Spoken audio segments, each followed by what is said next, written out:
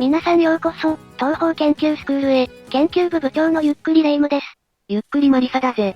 今回は、歴代白霊レ夢ムの次期最強ランキングを解説していきますよ。しょっぱなから顔が近い。レ夢ムは時期としてもすごく優秀だから東方原作歴代でどれが強いのか気になるな。ただ、やはりシリーズでアイテムや、設定環境に支配されるところがあるので、初心者さんでも扱いやすい性能で決めたことをご了承ください。もし面白そうだと思ったらこの研究部に入部してくださいね。また、高評価だけでも押してくれるとモチベーションにつながるのでお願いするぜ。それでは、早速解説スタートです。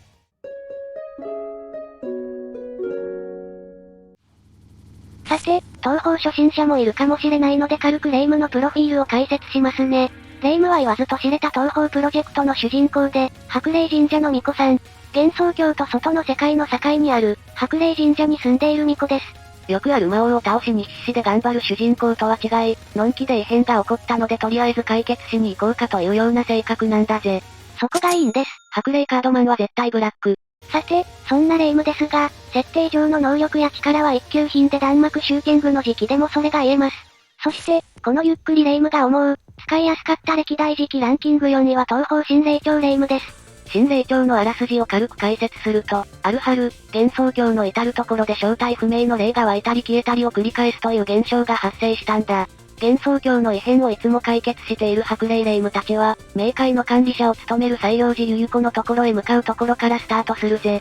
実キャラクターは、前作東方青蓮戦の時期になった白霊霊夢、霧雨マリサ、コチヤサナエの3人に東方本編作品では久しぶりの時期復活となるコンパクヨウムを含めた4人です。一人だけ正面向いてるの気になるんだよね。そこは別にいいでしょ。今回このヨウムがかなり強くてレ夢ムの強さが少し隠れてしまいましたが、やはり私の生みの親であるだけあって、最強。あ、今日も調子いいね。さて、性能はというと、高速ショットは速度遅めのホーミング弾。サーチ範囲は画面半分くらいで、威力は少し低めだけど、道中は超楽なんですよ。どれぐらい楽かというと、よく広告で流れる寝ててもお金が入ってきますよってぐらい楽ですね。いや例えやろ。低速ショットが言わずと知れた高火力の張り巫女になったため、火力不足に悩むことがなくなりました。というか、霊夢って針も使うんだな。そう、そしてボムは敵をホーミングする大きめの砲弾を8発撃ち出します。そして、今作はマニュアルに書かれている通り、弾幕数が減り難易度が低めになり、初心者さんも始めやすい作品になっています。レ夢ムですので、作戦命を大事にでいけば、比較的楽にクリアできちゃいますよ。他のゲームの作戦を挟むんじゃありません。とはいえ、今作の環境とレ夢ムの時期がうまく噛み合っているってことだな。そういうことですね。レ夢ムはやはり扱いやすい万能機体といったところ。初めて触れるなら、霊界依存度が比較的低く、ショット性能の高いレ夢ムが間違いなく扱いやすいですね。システムに慣れ、パターンも組めてくると他の機体も扱いやすくなってくるのも魅力ですね。初めて東方プロジェクトをやってみたいって方はこの作品からやるのも良さそうだぜ。ちなみに、私のやり始めたのは妖精大戦争。いやなぜそこから？さて、ゆっくりレ夢ムが選ぶ白霊レ夢ム歴代時期最強ランキング3位は栄夜賞のレ夢ムですね。栄夜賞のあらすじは、本来ならば満月であるはずの月が謎に少しだけ欠けていて、完全な満月と言えるものではないことに異変を感じてスタートすることになるぜ。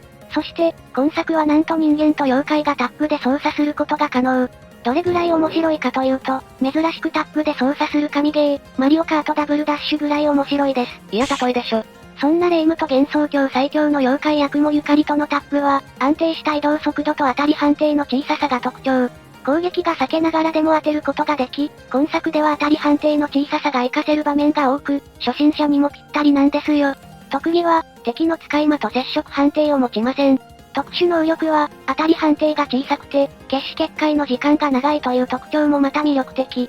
東方は避けることが大切だから当たり判定が小さいのはでかいな。そしてショットはマインドアミュレット。3Y のメインショット小さな追尾弾で、ボス戦には攻撃力が足りませんが、道中では主人公さすがの強さ。まあ基本ボス戦はゆかりを操作することになるから、ほぼデメリットなしだよな。そして必殺技であるボムも超強力です。ボムは、霊符無双妙弾。貫通性能、大きさに優れ、ヒット時に炸裂してさらにダメージを与える追尾弾。わざわざ、狙って撃たなくても、勝手にヒットしてくれるから強いんだぜ。さらに、弾消し範囲も広く最後の炸裂時には霊夢の周りでも弾消しが発生します。過去作と異なりかなりの威力になったので、基本的にゆかりのボムよりもレイムのボムを使うことになりますね。相変わらず無敵時間もすごく長いから貼り付けばより強力になるぜ。でも、タップなんだからちょっと今回のランキングに入れていいのか？人間側でも一番使いやすいのでセーフ。いや怪しいでしょ。さて、歴代最強ランキング2位は東方天空小レイムですね。あらすじは、ある日の白霊神社の周辺は春めいていたんだが、レイムはマリサから魔法の森で雪が降っていることを知らされるんだ。取材に来たアヤの様子から、レイムは近頃の異常気象がただの自然現象ではないことに気づき、今日も今日とてお気楽に異変を解決しに行くって感じだぜ。ちなみに小というのは、儀式で用いられる柄杓やお玉のような道具のことです。操作キャラクターは白霊レイム、霧雨マリサといういつもの二人に加えなんと、日焼けしたチルノと社名丸アヤが参戦しました。ここでアヤの強さが分かってくるぜ。レイムのメイン季節は春を装備しています。アリス曰く春っぽい頭してるもんな。5本5本。実は、当たり判定がほんの少し他のキャラより小さいという特性がありますよ。敵を自動的に追尾するショットを装備しているので、回避に集中してもある程度敵を倒してくれます。これらの特性のおかげで道中での生存力が高いので、ゲームを始めたての方はとりあえずレイムを使ってみるのがおすすめ。なんといっても道中でボムを所持したまま、一気なくした時一気に悲しくなるもんな。わあ面白いねー。棒読みやめてもらっていいですか？標準的な移動速度とスペル、少々足りない火力と癖が少ない性能ですが、まさに万能型の主人公っぽい性能をしていますね。ホーミングショットや、当たり判定の小ささといった、役に立つに決まっている特徴を持つため扱いやすさは抜群。サブ装備、春のブリージーチェリーブロッサムを選べばホーミングショットがさらに増えるので、プレイ画面を見たらわかる通り、何もしなくてもダメージを通せるようになることもできるので、おすすめです。また、ホーミングで火力出せるようになるとかわすことに集中できるからでかいな。そう、ホーミング弾は敵を自動的に追尾しするので、画面内に敵がいる限り必ず何かに命中しますよ。低速移動中は、オプションが密集し、車角が真上に向くようになります。季節解放も広範囲無敵状態と純粋にスペルカードの代わりとしても使えますね。スペル、霊符無双桜花封印も優秀。ちなみにいつもより春っぽい感じの無双封印なんだぜ。桜の花がレイムの周りを回転した後、敵をめがけて飛んでいきます。最大限ダメージを与えたい時は回転している部分も当てたいので、なるべく敵に接近することですね。どれぐらいかというとラルバのスカートの中が覗けるか覗けないかぐらい。セクハラ行動や面会。さて、栄えある歴代最強次期ランキング第1位は鬼系獣レイムですね。この作品は、地獄の動物霊が、地上を力で支配しようと企んでいると垂れ込んできた味方の動物霊たちと組んで、未然に討伐に行くというストーリー。いつもよりダークで、獣成分多くて、ちょっぴり攻撃的なシューティングゲームとなっているぜ。鬼系獣は、次期の霊夢たちが動物霊に取り憑かれるという面白い特徴があります。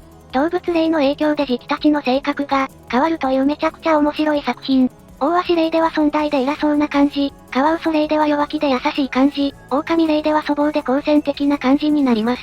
特にカワウソ霊夢があまりにも可愛いんで見てみてくださいね。